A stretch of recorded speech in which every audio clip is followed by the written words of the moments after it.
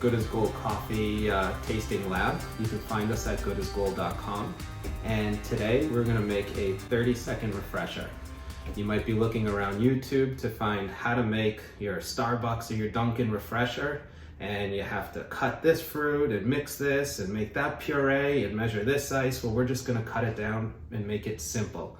So you can enjoy it on the go, going to pick up the kids, going to the gym. It's this simple. We have our Dr Smoothie Strawberry Acai Refresher Mix, and it's just a 1-to-1 mix of the refresher with the green coffee extract, water, and ice, and shake.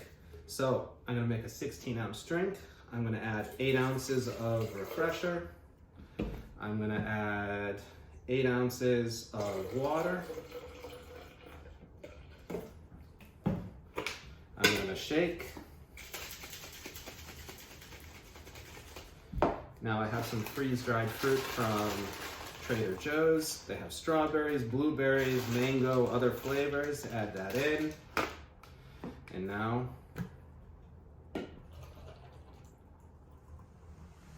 pour and enjoy. That's it.